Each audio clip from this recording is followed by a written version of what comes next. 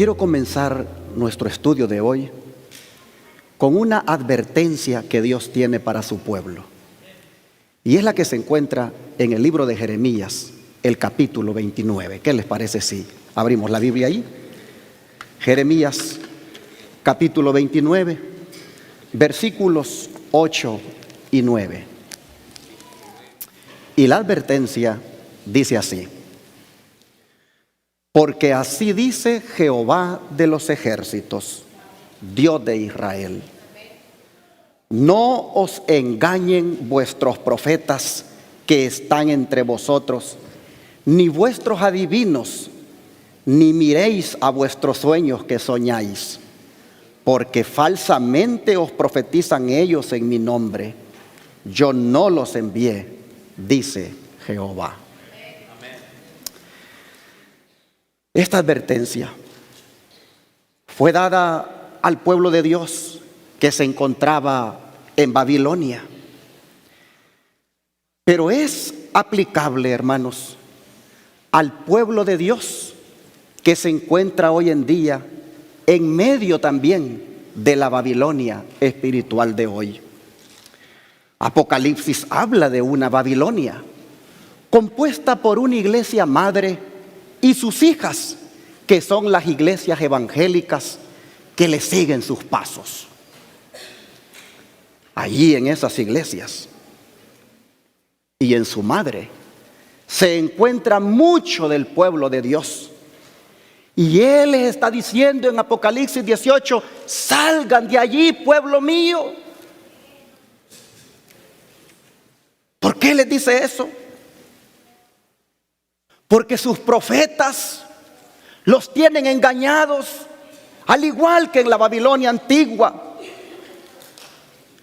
Los profetas que los engañan son los falsos pastores que les enseñan a observar tradiciones, a obedecer mandamientos de hombres. El Señor le dice a las almas sinceras de todas las iglesias en este pasaje de las Escrituras que no los engañen esos profetas, esos falsos pastores, porque yo no los he enviado. Amén. Y es por eso, hermanos, que vamos a desenmascarar otro de los engaños de Babilonia en su tercera parte. Me refiero al engaño de Semana Santa o fiesta de Pascua. Venía manejando ahí por el Freeway 30 y llegando a Dallas miré un gran rótulo. Un pastor de las iglesias evangélicas de aquí de Dallas anunciando que él y su iglesia estarán celebrando el domingo de Pascua y sin duda tendrá todo un gran programa para los que asistan el día de mañana. Hermanos,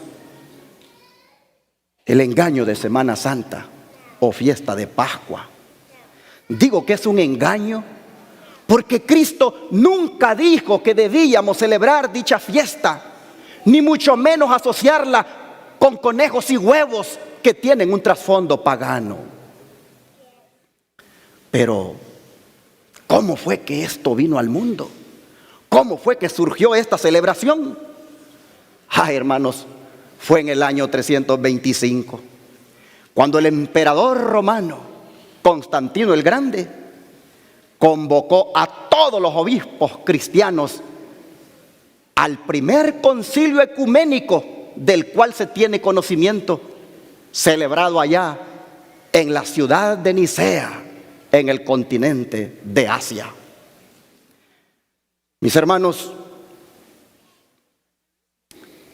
ya Constantino ya había dado muestras de que su conversión al cristianismo no era sincera, pues en el 321, 4 años antes de este concilio, él ya había dictado la primera ley dominical. Bueno, aprovechando él ahora que las iglesias cristianas estaban divididas en cuanto a cuándo celebrar la Pascua, Y en cuanto a la divinidad de Cristo, Él, queriendo unidad en su imperio, le dio por convocar a todos los obispos cristianos para que se unieran en un solo punto en cuanto a esas cuestiones. Es interesante que el Concilio Ecuménico de Nicea ha sido la semilla para que Roma nunca haya dejado de celebrar dichos concilios. Y el ecumenismo, que es el movimiento que busca unir a todas las iglesias en una sola, oh hermanos, hoy está más fuerte que nunca. Pero fue este hombre, Constantino el Grande, quien vio oportuno en aquel concilio unir a todas las iglesias en torno a esos puntos que he mencionado. Y allí, hermanos, se dispuso que se celebrara la Pascua en la primera luna llena, o mejor dicho, en el domingo primero inmediato a la primera luna llena después del equinoccio de primavera. Algunos jóvenes tal vez no entienden qué es esto de equinoccio, pero el equinoccio, hermanos, es a la época del año cuando el día y la noche tienen la misma duración. Hay 2 equinoccios en el año, uno en primavera y otro en el otoño. Pero vino Constantino y dispuso de que el día de Pascua se celebrara el primer domingo después de la luna llena próxima al equinoccio de primavera. ¿Qué quería él lograr con aquello? Bueno, sin duda que el paganismo y el cristianismo se dieran la mano. Pues en relación con aquel movimiento lunar, en Roma se celebraban, hermanos, las peores fiestas paganas. Roma dedicaba tremendas celebraciones a sus dioses justo en ese tiempo. Una de ellas era la dedicada a la diosa Anna Perenna, que se decía que había muerto ahogada en el río Numicos, pero que había resucitado, convirtiéndose en un ninfa oculto en las corrientes perennes del río. A los hombres que se les apareció, ellos les pareció bien considerarla igual a la luna. Y los romanos adoraban a esta diosa durante la luna llena de primavera, hasta el amanecer del primer día de la semana, o sea, el domingo. Solo que la manera como adoraban a la diosa Anna Perenna era en los bosques, haciendo desenfrenos sexuales y bebiendo vino. Pero no solo habían festivales dedicados a esta diosa pagana asociada con la luna en primavera, sino que también para esos días se le hacía una gran fiesta al dios Mitra, porque se consideraba que él era cuando el sol, que era su representación, estaba en su apogeo, cuando el sol vencía a la oscuridad. Interesante que de este dios Mitra se decía de que había muerto y que al tercer día había resucitado. De manera que Constantino, cuando consiguió que la Pascua siempre cayera en domingo, él se aseguró que su Dios principal siempre fuera adorado en su día. Pero estas festividades eran homólogas a las que se celebraban en Babilonia y Fenicia con la diosa Astarte, Ishtar o Easter en inglés. De ella se sabe que era la diosa del amanecer y la fertilidad, y que había nacido de un huevo grande que había caído en el río Éufrates. Así que el huevo llegó a convertirse en un símbolo de ella.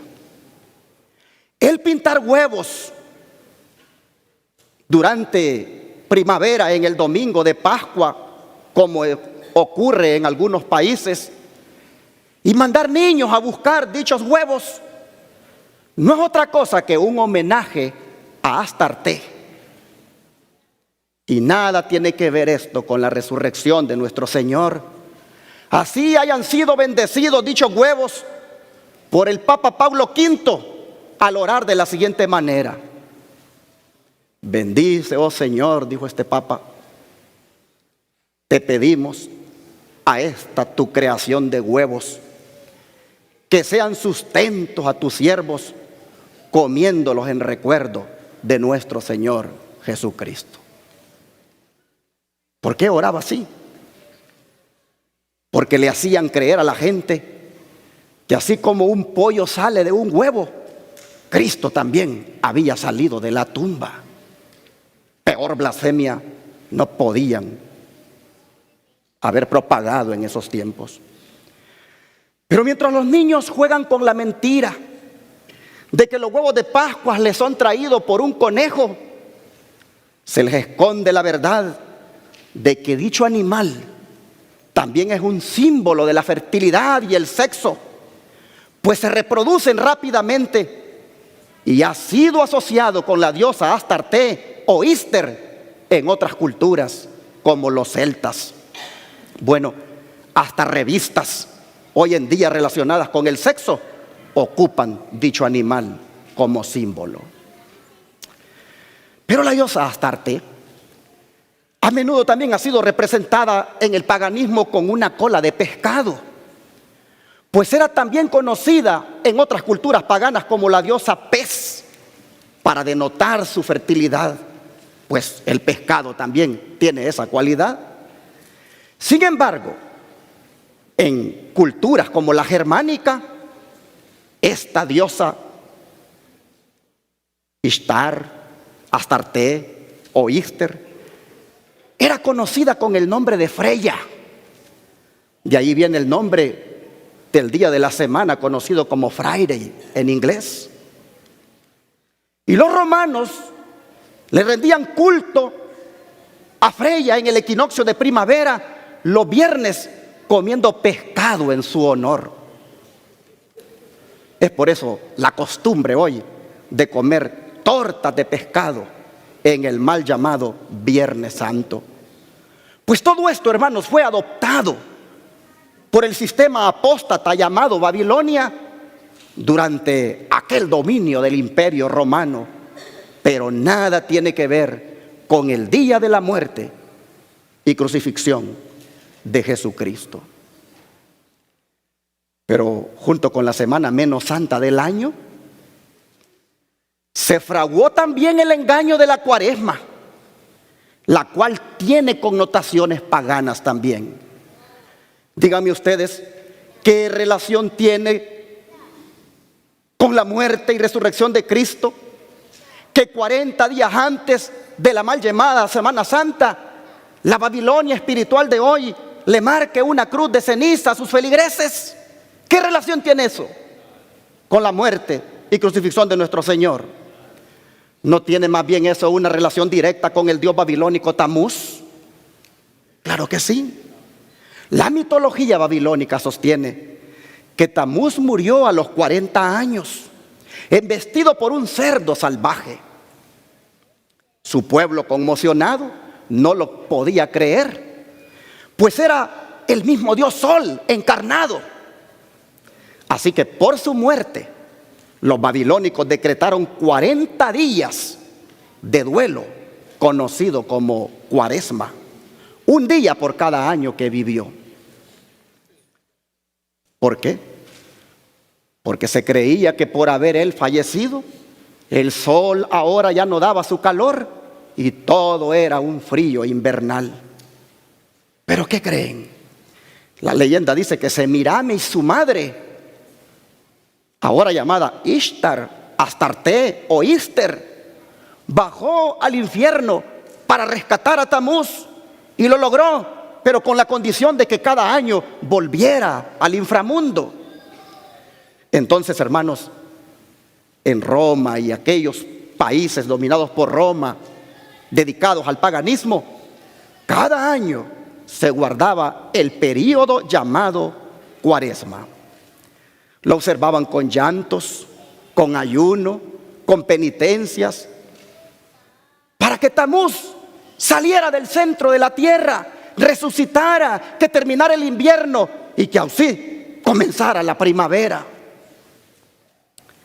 Y la Babilonia espiritual de hoy ha fusionado, hermanos, la muerte de Cristo con esa práctica pagana, haciéndole ver a los cristianos que deberían entrar también en reflexión y abstinencia por 40 días antes de conmemorar la muerte de Cristo, haciéndose marcar con la cruz de ceniza como punto de partida.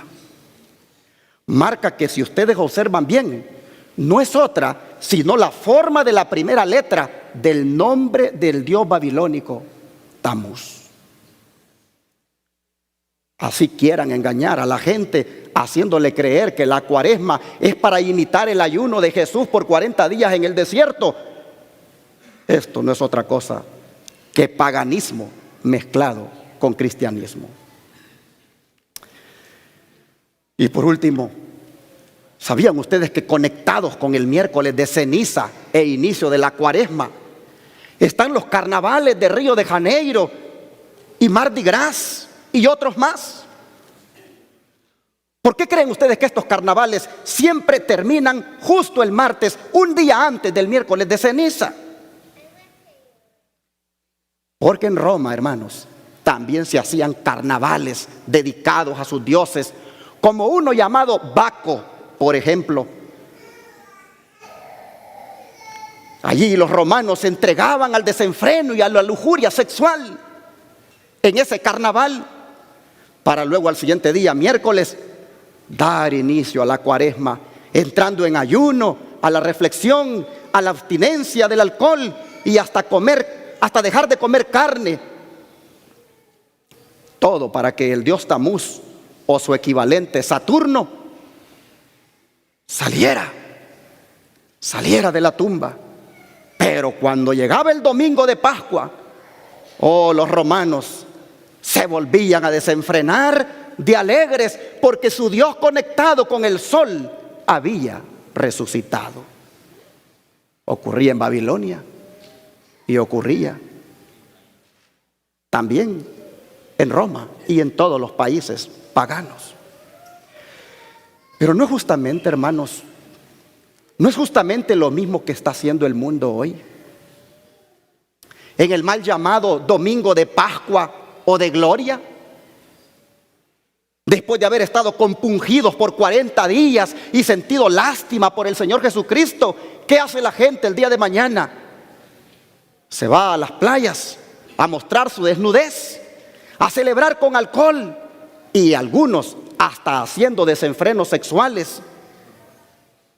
Y aunque los sacerdotes de Babilonia le hagan un llamado a sus feligreses a no hacer esas cosas, ellos mismos son culpables al inducirlos a observar esta fiesta pagana. Concluimos entonces que Vía Crucis, procesiones, huevos de Pascua y domingos de resurrección, como la mayoría del mundo cristiano celebra hoy, no son otra cosa que otro engaño de Babilonia. Pero así como hay un engaño, hermanos, en cuanto a la Pascua, hay una verdad acerca de ella, y es la que se encuentra en el libro de Éxodo capítulo 12. Vamos para allá. Éxodo capítulo 12, versículos 1 al 11.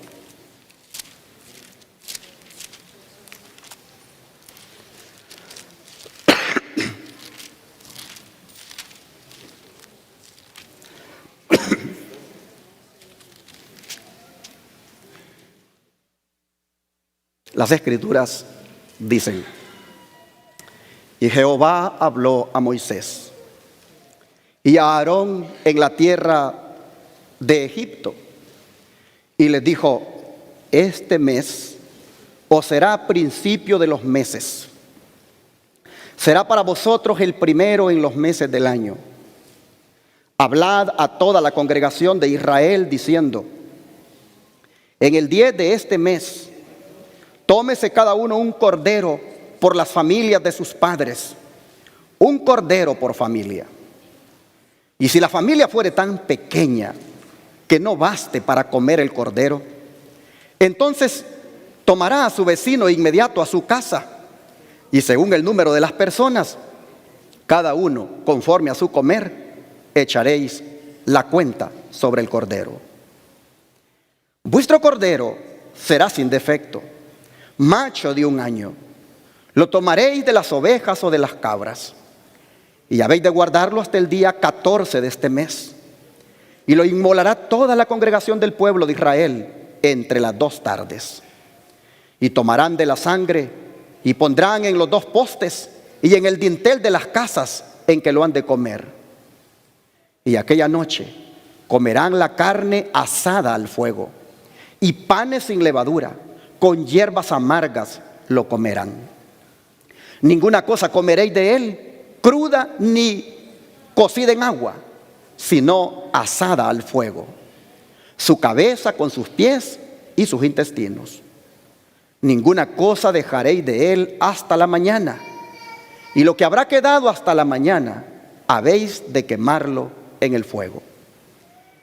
Y así habéis de comerlo, ceñidos vuestros lomos, vuestro calzado en vuestros pies, y vuestro bordón en vuestra mano. Y lo comeréis apresuradamente. Es la Pascua de Jehová. Quisiera, hermano, llamar su atención a las siguientes expresiones. La primera, esta que dice: y habló Jehová. O sea, las instrucciones, hermanos, las dio el Señor. Ni Moisés ni Aarón implementaron por su propia cuenta la fiesta de la Pascua. Fue Dios mismo. Por eso Él se refería a esta y a otras 6 más como mis fiestas. Las otras eran la fiesta de los panes sin levadura, la de las primicias, la del Pentecostés, la de las trompetas, la de la expiación y la de los tabernáculos. Pero es interesante que el Señor les dice: este mes o será el primero de los meses del año. Hasta ese momento ellos habían comenzado el año entre finales de septiembre y principios de octubre, es decir, en el otoño.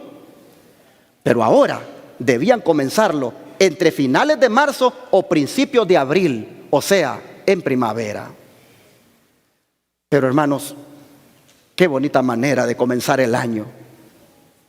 Qué bonita manera de comenzar un nuevo periodo de vida, relacionándose con Dios por medio de esta fiesta, siguiendo las instrucciones. ¿Y por qué había que seguir aquellas instrucciones? Porque, hermanos, estaba a punto de ejecutarse el último juicio para el pueblo egipcio. Y solamente los que siguieran las indicaciones del Señor se salvarían de aquel juicio. ¿De qué juicio estamos hablando? Del que dice el verso 12. Miren ustedes, siempre en Éxodo capítulo 12, ahora el verso 12. Yo pasaré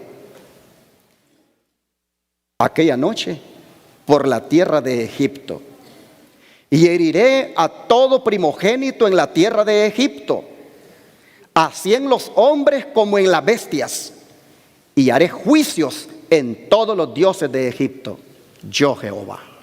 Amén. Interesante. El juicio consistía en que Dios le daría muerte a todos los primogénitos, así de hombres como animales. Al respecto, el espíritu de profecía, miren lo que dice.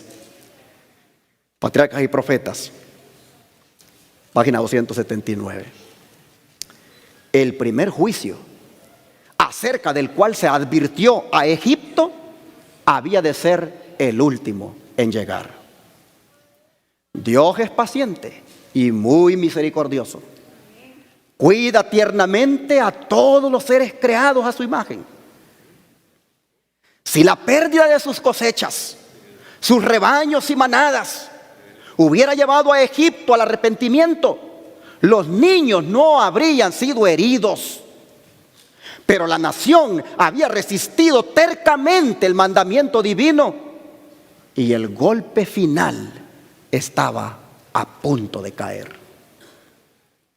Interesante lo que dice el don profético, hermanos, que el juicio que estaba a punto de caer había sido, dice, el primero en ser anunciado. Y que solo por la paciente misericordia de Dios es que se había postergado hasta el final. Pero ¿cómo había sido anunciado, hermanos, ese juicio? Vamos a Éxodo 4, versículos 22 y 23. Unas pocas páginas para atrás. Y aquí encontramos que Dios le dice a Moisés la manera como tenía que anunciar este juicio. Y dirás a Faraón: así dice Jehová, Israel es mi hijo, mi primogénito. Ya te he dicho que dejes ir a mi hijo para que me sirva, mas no has querido dejarlo ir. He aquí, yo voy a matar a tu hijo, tu primogénito. Oh, hermanos, ¡qué confrontación! Ya te he dicho que dejes ir a mi hijo. ¡Qué mensaje más contundente! Es como si le dijera: aunque tú los desprecias, yo los he honrado y los he escogido como depositarios de mi ley. Les he dispensado mis bendiciones y privilegios como los que tiene un primogénito entre sus hermanos. Ah, hermanos, qué confortante es saber la relación que Dios tiene con nosotros. Porque también nosotros somos sus hijos.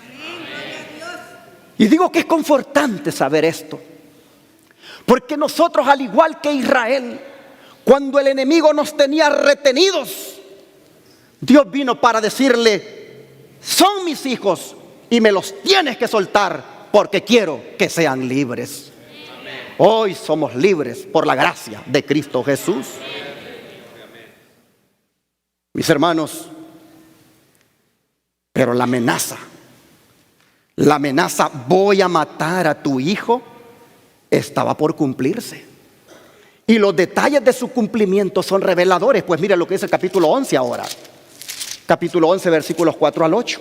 Y dijo Moisés: así dice Jehová, a la medianoche yo saldré por en medio de Egipto, y morirá todo primogénito en tierra de Egipto, desde el primogénito de Faraón que se sienta en su trono, hasta el primogénito de la sierva que está detrás en el molino, y todo primogénito de las bestias.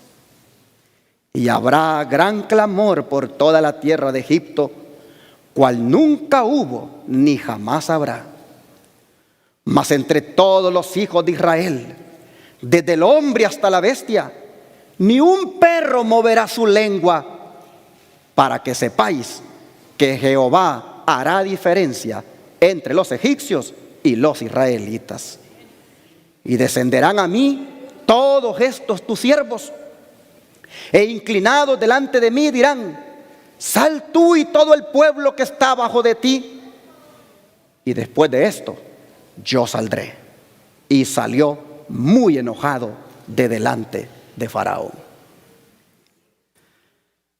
Hermanos, la plaga sería extensa, tanto que ni el príncipe que un día había de sentarse en el trono estaba demasiado alto como para que el juicio no lo alcanzara. Y ni tampoco el hijo de la esclava se escaparía. No estaba tan bajo como para que pasara desapercibido. Pero Moisés estaba tan impresionado por la dureza del corazón de este rey que dice que salió muy enojado. Salió muy enojado de su presencia, hermanos, indicando así que el día de gracia para ese gobernante se había acabado y que la ira de Dios estaba por estallar. Y es en todo este contexto que Dios dispuso de un plan para liberar a su pueblo de esa plaga, dándole instrucciones precisas para celebrar una cena llamada Pascua, que sería la más memorable de sus vidas. Las instrucciones eran que en el 10 de Aviv, llamado así porque era el mes de las espigas y equivalente al mes de abril de nuestro calendario, debía seleccionarse un cordero por familia para comerlo el día 14 entre las 3 y las 5 de la tarde. Y si la familia era muy pequeña, las instrucciones decían que entonces se lo comieran entre 2 familias. El cordero debía ser sin defecto. ¿Por qué razón? Porque era símbolo de Jesucristo, quien vendría en el futuro como nuestro cordero, como el cordero pascual, vendría a entregar su vida para darnos a todos libertad del pecado. Pero había un gran mensaje. Habría un gran mensaje en la muerte de aquel cordero, y que por instrucción del Señor, la sangre derramada de él debía colocarse en los dinteles de las puertas. ¿Cuál era el mensaje que estaba involucrado allí? El don profético nos lo dice. Siempre en Patriarcas y Profetas dice: la Pascua había de ser tanto conmemorativa como ¿qué? Como simbólica. No solo recordaría la liberación de Israel, sino que también señalaría la liberación más grande que Cristo habría de realizar para libertar a su pueblo de la servidumbre del pecado. Amén. O sea que esta fiesta era típica. ¿Por qué? Porque tipificaba a Cristo. Ese cordero, dice, del sacrificio representaba al Cordero de Dios, en quien reside nuestra única esperanza de salvación. Con razón el apóstol Pablo dice: nuestra Pascua, que es Cristo, fue sacrificada por nosotros. Oh, hermanos, pero no bastaba solo con matar el cordero. Había que rociar con su sangre los postes de las puertas, así como también aplicarse al alma los méritos de la sangre de Cristo. Debemos creer no solo que Él murió por el mundo, sino que murió por cada uno individualmente. Pero algo que tiene un gran significado, hermanos, es lo que dice el versículo 46 de Éxodo 12. Aquí dice: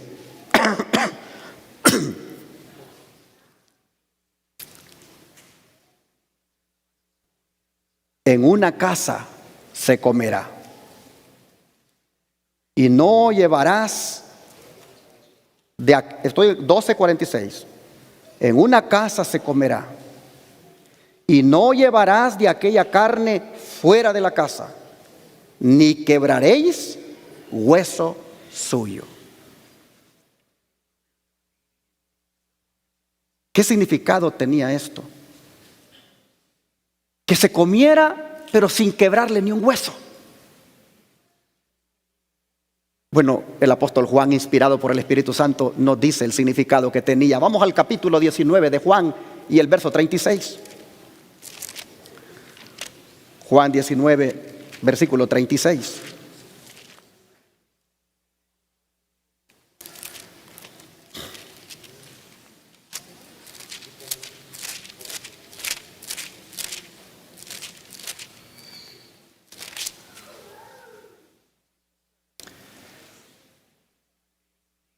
Juan dice lo siguiente: porque estas cosas fueron hechas para que se cumpliera la escritura, hueso suyo no será quebrado. Y el relato está hablando del momento cuando los soldados romanos le quebraron los pies, las piernas a los que estaban crucificados a la par de Cristo, mientras que a él no le quebraron ningún hueso porque había muerto y solo le traspasaron su costado. Hermanos, cuando Juan dice que era para que se cumpliera la escritura de que no será quebrado hueso suyo, él nos está diciendo que el cordero pascual que comía Israel aquella noche era un símbolo de nuestro Señor Jesucristo. Ahora, hermanos, pero ¿por qué comer la carne del cordero? ¿Qué significado tenía el que comieran la carne del cordero aquella noche? Mire lo que dice el Espíritu de Profecía. La carne, dice, debía comerse para alcanzar, dice, el perdón de nuestro pecado. No basta que creamos en Cristo. Por medio de su palabra debemos recibir por fe constantemente su fuerza y su alimento espiritual. Cristo dijo: si no comiereis la carne del Hijo del Hombre y bebiereis su sangre, no tendréis vida en vosotros. Amén. El que come mi carne y bebe mi sangre tiene vida eterna. Amén. Y para explicar, dice, lo que quería decir, le agregó: las palabras que yo les he hablado son espíritu y son vida. Amén. De manera, mis hermanos, que es importante que nosotros comamos de su palabra para que tengamos vida. El comer la carne en aquella noche pascual era un símbolo de comer o de alimentar nuestro ser con la palabra del Señor.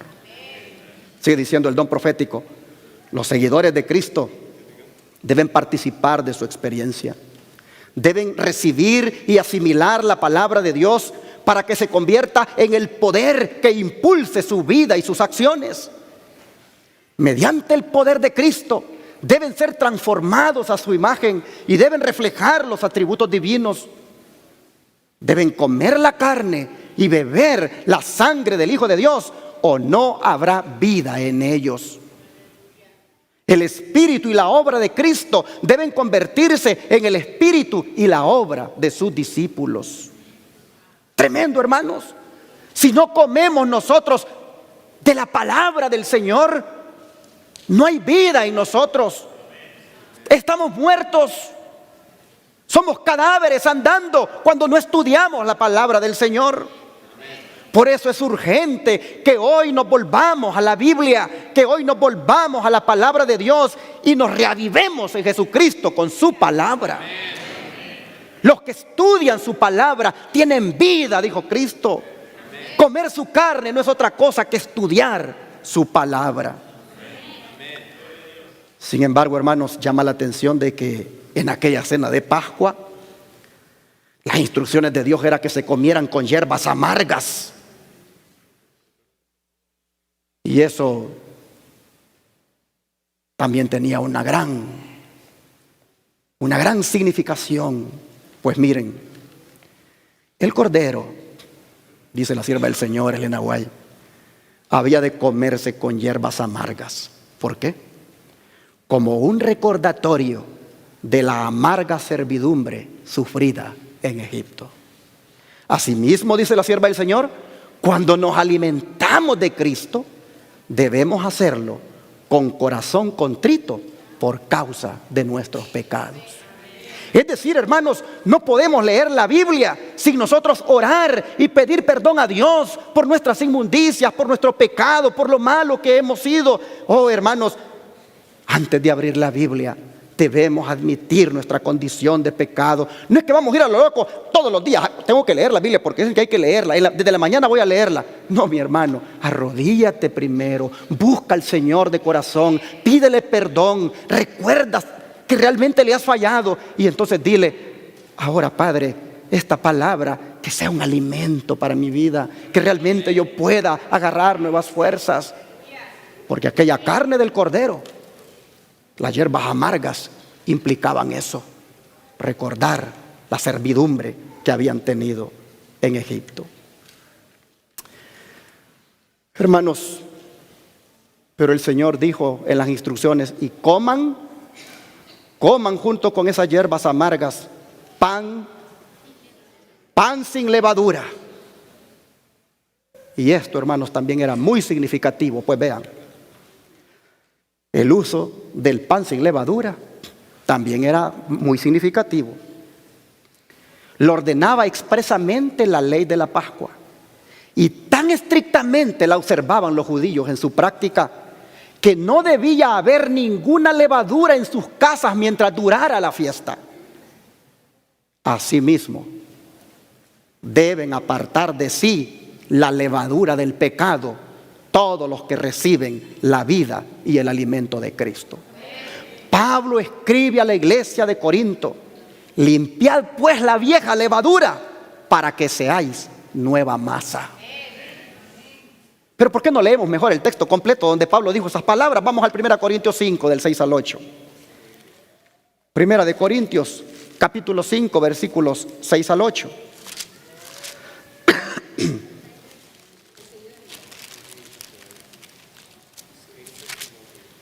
Primera de Corintios, capítulo 5, versículos 6 al 8.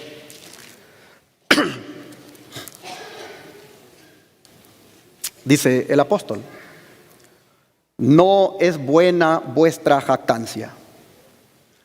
¿No sabéis que un poco de levadura leuda toda la masa? Limpiaos pues de la vieja levadura, para que seáis nueva masa, como sois, sin levadura, porque Cristo nuestra Pascua ya fue sacrificado por nosotros. Así que celebremos la fiesta, no con la vieja levadura, ni con la levadura de malicia y de maldad, sino con panes sin levadura, de sinceridad y de verdad. Hermanos, Pablo habla aquí de dos tipos de levadura: la levadura de malicia y la levadura de maldad. La malicia tiene que ver con los malos sentimientos originados por las divisiones en la iglesia. Esa división de grupos separados, antagónicos entre sí, luchando por la supremacía. Y esto lo digo por el contexto que del capítulo 1 Pablo viene tratando estos problemas allí en esa iglesia de Corinto. Pero se habla también de la levadura de maldad. Esta, hermanos, se refería a la inmoralidad que prácticamente había reprobado a los corintios. Y Pablo es más explícito en cuanto a esta levadura en los versículos 9 al 13. Miren ustedes. Dice: os he escrito por carta que no os asociéis con los fornicarios, mas no del todo con los fornicarios de este mundo, o con los avaros, o con los ladrones, o con los idólatras, pues entonces os sería necesario salir del mundo. Mas ahora os he escrito que no os asociéis con ninguno que, llamándose hermano, sea fornicario, o avaro, o idólatra, o maldiciente, o borracho, o ladrón. Con el tal ni aun comáis. Porque ¿qué me va a mí en juzgar a los que están fuera? No juzgáis vosotros a los que están dentro, porque a los que están fuera Dios juzgará. Quitad pues a ese perverso de entre vosotros. ¿Por qué había de quitar a aquel perverso dentro de la iglesia? Hermanos, para que la iglesia se conservara pura. Porque en la iglesia, hermanos, en la iglesia el Señor espera que nosotros seamos nueva masa, sin levadura. que es símbolo del pecado. La levadura está oculta. Nosotros vemos el pan grande, pero hay una levadura oculta que lo ha engrandecido. Y la levadura del pecado, escondida en nosotros, oh hermanos, Dios no la tolera. Por eso Pablo dice, sean nueva masa. Al decir Pablo que seamos nueva masa, quiere decir, sean puros, sean libres de corrupción moral, abandonen la vieja manera de vivir con los sentimientos corruptos y pasiones que les gobiernan. Así que hermanos, que yo creo ahora es pertinente que todos aquí hagamos para nosotros una pregunta introspectiva. Es decir, preguntémonos, ¿hay levadura en mí? Y sin duda vamos a encontrar que sí hay. ¿Deberíamos quitar esa levadura de nuestra vida? Por supuesto. Deberíamos hoy, hermanos, hacer un examen. ¿Cómo andamos nosotros con la levadura de los malos pensamientos? Deberíamos hoy preguntarnos cómo andamos con la levadura de nuestros entretenimientos, como el cine, la música y todas esas cosas del mundo que nos están apartando del Señor. Deberíamos preguntarnos cómo andamos hoy con esa levadura.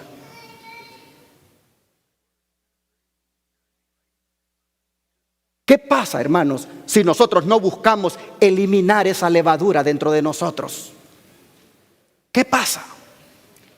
Dejemos que Dios nos lo diga en más instrucciones que dio en la siguiente fiesta que le seguía, la de la Pascua, es decir, la de la fiesta de los panes sin levadura. Miren lo que Dios decía en cuanto a esto de la levadura. Vamos a Éxodo 12 otra vez y leamos el versículo 15.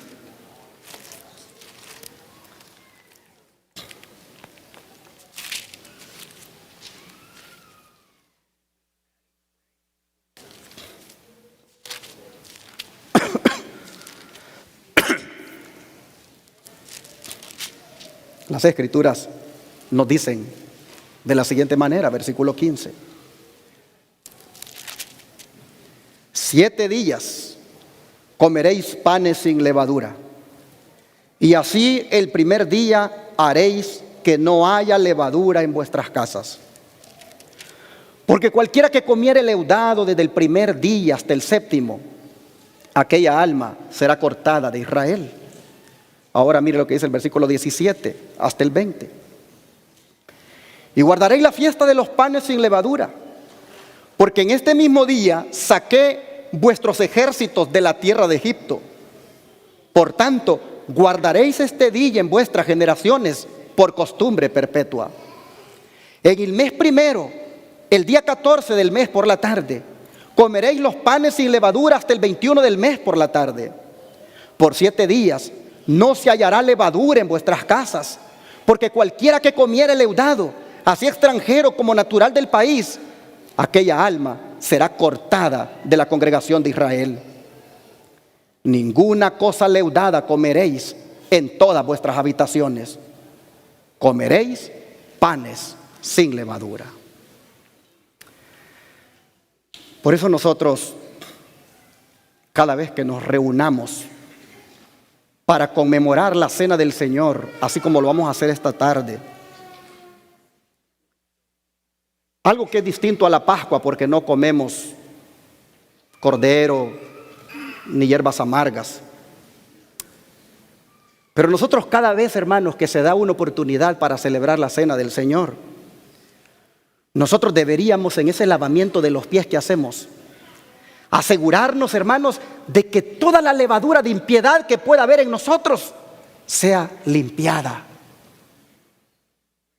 Hay muchos que son desagradecidos con Dios, porque el día de la cena del Señor, habiéndose anunciado con tiempo, les agarra o de irse de paseo, o les agarra de no venir a la iglesia por cosas que tienen en sus adentros, cuando el Señor les está dando la oportunidad para que allí la levadura del pecado con la que han andado les sea quitada por la sangre de Jesucristo. Y como en el lavamiento de los pies, allí nosotros, hermanos, simbólicamente nos limpiamos de esa levadura con la que hemos andado. Deberíamos asegurarnos que en la celebración de esta tarde, la cena del Señor, en el lavamiento de los pies, Jesús nos limpie de toda la levadura con la cual pudiéramos haber andado. Que sea quitada la levadura de nuestra vida. Pero hermanos, volviendo o retomando esto de la Pascua que Dios ordenó, es interesante cómo los israelitas tenían que ejercer fe. Es decir, tenían que creerle a Dios en lo que les estaba diciendo. Es interesante cómo ellos tenían que confiar en Dios, en lo que les decía. Miren lo que ha sido revelado al respecto. Siempre patriarcas y profetas, antes de obtener la libertad, los siervos debían demostrar fe en la gran liberación que estaba a punto de realizarse. Debían poner la señal de la sangre sobre sus casas. Y ellos y sus familias debían separarse de los egipcios y reunirse dentro de sus propias moradas. Si los israelitas hubieran menospreciado en lo más mínimo las instrucciones que se les dieron, si no hubieran separado a sus hijos de los egipcios, si hubieran dado muerte al cordero, pero no hubieran rociado los postes con la sangre, o hubieran salido algunos afuera de sus casas, no habrían estado seguros. Podrían haber creído honradamente que habían hecho todo lo necesario, pero su sinceridad no los habría salvado. Los que hubiesen dejado de cumplir las instrucciones del Señor habrían perdido a su primogénito por obra del destructor. Y pensar, hermanos, que en los días finales de la historia de este mundo, dice el profeta Ezequiel que otra vez un ángel exterminador va a pasar. Va a pasar para hacer esa terrible misión. Y nuevamente, solo los que depositen su fe en la sangre de Cristo y se hayan limpiado de la levadura del pecado, el ángel exterminador los pasará por alto. Nosotros deberíamos de saber que este mundo nuevamente el ángel exterminador lo va a visitar. Y para entonces, mis hermanos, toda la levadura del pecado que pueda haber en nosotros, hermanos, tiene que estar erradicada completamente. He allí la importancia de entregarnos a Jesucristo ahora, de consagrarnos plenamente a Él. Pero saben que los israelitas no solamente manifestaban fe en aquella sangre puesta sobre el dintel de las casas, sino que también mostraron obediencia. Porque hoy en día se propaga solo la salvación por la fe, pero no se quiere enseñarle a la gente que sea obediente. Y la gente, porque dice que tiene fe en Cristo y que salva por la fe, pues allí va la gente siendo desobediente y engañada se le hace creer que así va a ser salvada. Hermanos, nosotros encontramos aquí en la fiesta de la Pascua que Dios ordenó que había que tener fe en la sangre, pero había que ser obediente al comer la cena tal como Dios la ordenó y colocar la sangre en los dinteles de la casa. Mire lo que ha sido revelado al respecto. Mediante su obediencia, el pueblo debía evidenciar su fe. ¿Cómo se evidencia que tenemos fe? Cuando somos obedientes. Asimismo dice, todo aquel que espera ser salvo por los méritos de la sangre de Cristo debe comprender que él mismo tiene algo que hacer para asegurar su salvación. Solo Cristo puede redimirnos de la pena de la transgresión, pero nosotros debemos volvernos del pecado a la obediencia. El hombre ha de salvarse por la fe, no por las obras. Sin embargo, su fe debe manifestarse por medio de sus obras. Dios dio a su Hijo para que muriera en propiciación por el pecado. Ha manifestado la luz de la verdad, el camino de la vida. Ha dado facilidades, ordenanzas y privilegios. Y el hombre debe cooperar con estos agentes de la salvación. ha de apreciar y usar la ayuda que Dios ha provisto, debe creer y obedecer todos los requerimientos divinos. Ahora, hermanos, ¿cómo se imaginan ustedes que la pasaron aquella noche los israelitas en sus casas mientras el ángel exterminador iba pasando? Hermanos, las puertas estaban marcadas con la sangre. Ellos habían comido la cena, estaban todos juntos, se habían asegurado que no hubiera ningún tipo de levadura en ellos. Habían obedecido todo lo que Dios mandaba. Sin embargo, ¿qué les parece esta descripción que les voy a poner en la pantalla? El espíritu de profecía dice: muchos de los egipcios habían sido inducidos a reconocer al Dios de los hebreos como el único Dios verdadero, y suplicaron entonces que se les permitiera ampararse en los hogares de Israel cuando el ángel exterminador pasara por la tierra. Y fueron recibidos con júbilo. Y estos egipcios, dice, se comprometieron a servir de allí en adelante al Dios de Jacob y a salir de Egipto con su pueblo. Oh, hermanos, va a haber, hermanos, cuando el ángel exterminador pase al final de este mundo, va a haber para entonces muchos egipcios ya que habrán venido a formar parte de la casa de los hijos de Dios. Interesante que dice que los recibieron con júbilo. Pero los israelitas, hermanos, obedecieron, dice, las instrucciones que Dios les había dado. Y rápida, dice, y secretamente hicieron los preparativos para su partida. Las familias estaban reunidas, el cordero pascual muerto, la carne asada, el pan sin levadura y las hierbas amargas preparados. El padre y sacerdote de la casa roció con sangre los postes de la puerta y se unió con su familia dentro de la casa. Con premura y en silencio se comió el cordero pascual. Y noten, con reverente temor el pueblo oró y aguardó. El corazón de todo primogénito, desde el hombre más fuerte hasta el niño, ¿cómo estaba el corazón? Temblando y con indescriptible miedo. Los padres y las madres estrechaban en sus brazos a sus queridos primogénitos al pensar en el espantoso golpe que había de caer aquella noche. Pero gloria a Dios por lo que voy a leer a continuación. A ningún hogar de Israel llegó el ángel exterminador. La señal de la sangre, garantía de la protección del Salvador, estaba sobre sus puertas y el exterminador no entró. Amén, hermanos. ¿Por qué no entró?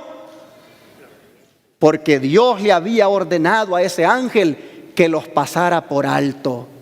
De ahí viene la palabra hebrea Pesaj, que en nuestro idioma es Pascua, que significa pasar por alto. Oh, hermanos, el ángel exterminador los pasó por alto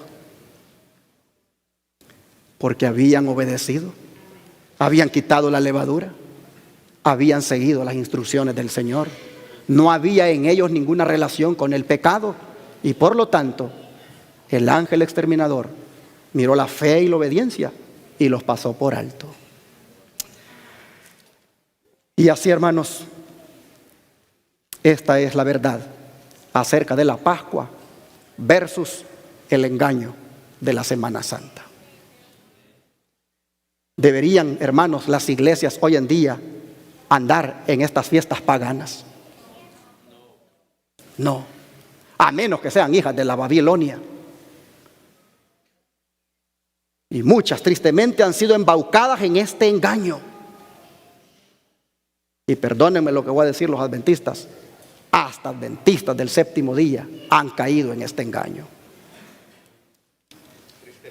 Mire lo que la sierva del Señor amonesta en cuanto a esto. Los cristianos, dice, le dan mucha importancia a la cuaresma y a la Pascua y a la decoración de la iglesia. Es el viejo truco de Satanás. La iglesia judía chocó contra esa roca. La iglesia romana naufragó en lo mismo. Y los protestantes están alcanzando rápidamente el mismo destino. Así está escrito en el libro La Gran Controversia, página 386 de la edición de 1888. ¿Por qué me he esforzado en decirles esto último? Porque ustedes la van a buscar en el Conflicto de los Siglos en español y nunca van a encontrar esta cita. Solo la van a encontrar en inglés, allí en ese libro, La Gran Controversia. Los cristianos le dan mucha importancia a la Cuaresma y a la Pascua y a decorar la iglesia, cayendo en ese truco de Satanás, olvidándose que la iglesia judía chocó contra esa roca, la iglesia romana naufragó en eso, y los protestantes están alcanzando rápidamente el mismo nivel. ¿Por qué las iglesias protestantes han caído en eso, hermanos? Porque ellas andan en los pasos del ecumenismo, en ese movimiento promovido por el papado para unir a las iglesias de nuevo. Oh, hermanos, por eso ninguna iglesia del Israel moderno debería andar tras esos malos pasos, aprovechando estas fechas para hacer dramas, presentando películas o campañas evangelísticas, dizque para ganar almas. Eso solo lo hacen las iglesias ecuménicas, aliadas al engaño promovido por Constantino desde aquel primer concilio ecuménico de Nicea. Iglesias adventistas que andan celebrando campañas evangelísticas para esta época, que andan poniéndole películas a sus feligreses e invitando a la gente para que venga a ver la pasión. Iglesias adventistas que andan haciendo celebraciones para supuestamente atraer a la gente. Oh, hermanos, no están haciendo sino solamente siguiéndole los pasos a Roma, cayendo en ese ecumenismo. ¿Saben que Constantino cuando dispuso con aquellos obispos que la fiesta cayera siempre en domingo, la fiesta de Pascua, y que cayera en estos días cuando la luna está llena? Constantino, hermanos, lo que él buscaba era que toda la iglesia cristiana estuviera unida por medio de esta fiesta. Pero la verdadera iglesia remanente jamás se unirá a estas celebraciones. La verdadera iglesia remanente no va a permitir que entren esos disfraces para engañar a los fieles. Miren esta amonestación. Cristo, dice la sierva del Señor, Ellen White, demanda unidad, pero no nos demanda que nos unamos en prácticas erróneas. El Dios del cielo traza un nítido contraste entre las puras, elevadoras y ennoblecedoras verdades y las falsas doctrinas que descarrían. Da al pecado y a la penitencia el nombre adecuado. No recubre el error con una capa de argamasa deleznable. Insto a nuestros hermanos a que se unifiquen en una base verdadera y bíblica. Mensajes Selectos, tomo 1, página 206. Sigue diciendo esta sierva del Señor: tenemos un mensaje decisivo que dar, y se me ha instruido para que diga a nuestro pueblo: uníos, uníos, pero no debemos unirnos con los que se apartan de la fe, prestando oído a espíritus seductores y a doctrinas de demonios. Con nuestros corazones enternecidos, bondadosos y fieles, tenemos que avanzar para proclamar el mensaje sin prestar atención a los que se desvían de la verdad. Mensajes Selectos, tomo 3, página 471. Creo que muchos de ustedes han recibido un periódico en estos días que se llama El Heraldo del Evangelio Eterno, donde aparece la foto del pastor Beach, director de Libertad Religiosa de la Iglesia Adventista, hace unos años firmando un acuerdo entre varias iglesias acerca de esta celebración que se debería o se está haciendo en este tiempo. Hermanos, gloria a Dios porque Él nos abrió los ojos. Gloria a Dios porque Él nos sacó de las tinieblas a su luz admirable. Oh, hermanos, ahora que conocemos la verdad en cuanto a la Pascua, mantengámonos firmes en Cristo como nuestra Pascua. Ahora que conocemos la verdad en cuanto a la Pascua, renovemos nuestra fe en su preciosa sangre. Miren lo que dice el apóstol Juan en la primera carta, en el capítulo 1, verso 7. Primera de Juan, capítulo 1, verso 7.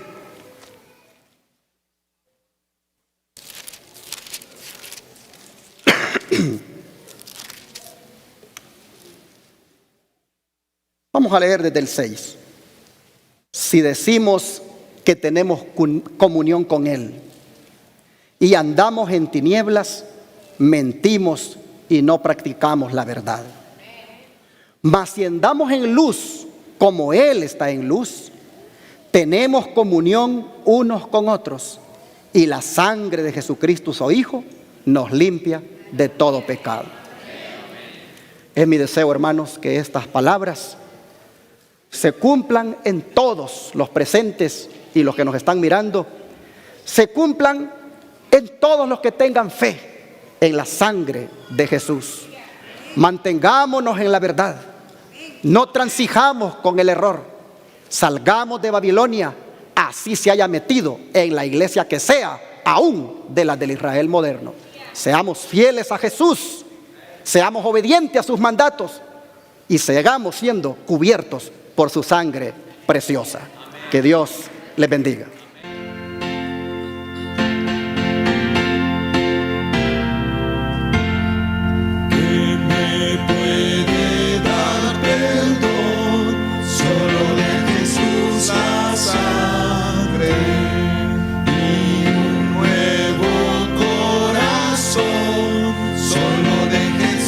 La sangre, precioso es el raudal que limpia todo mal. No hay otro manantial, solo de Jesús la sangre fue rescate eficaz, solo de Jesús la sangre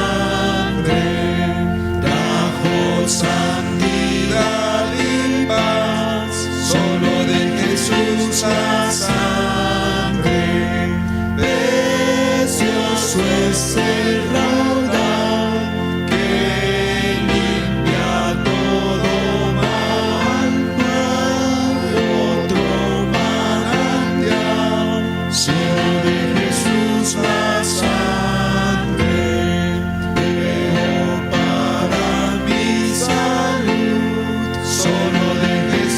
La sangre tiene sana virtud, solo de Jesús la sangre, precioso es el raudal que limpia todo mal.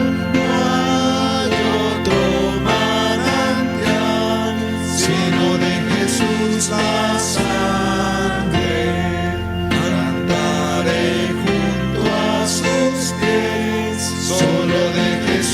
La sangre, el Cordero digno es, solo de Jesús la sangre, precioso es el raudal que limpia todo mal. No hay otro manantial, sino de Jesús la sangre.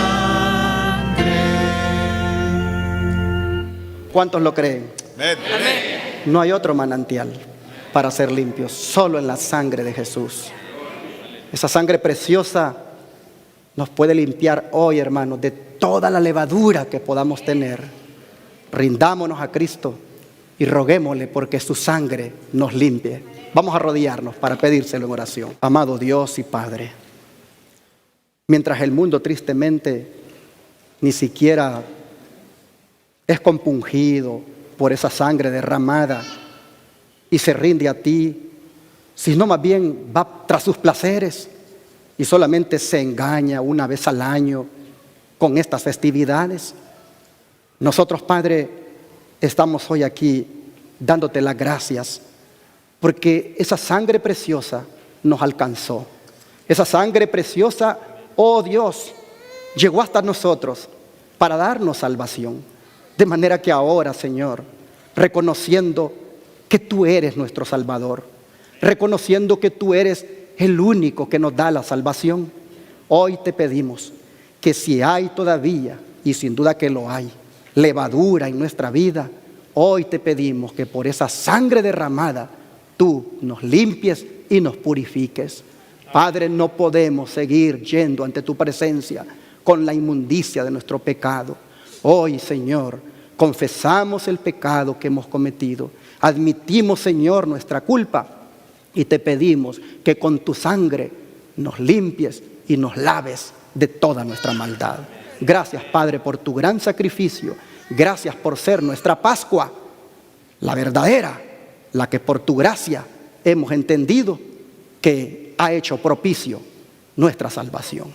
Gracias, Padre, te lo agradecemos en el nombre de Cristo Jesús. Amén.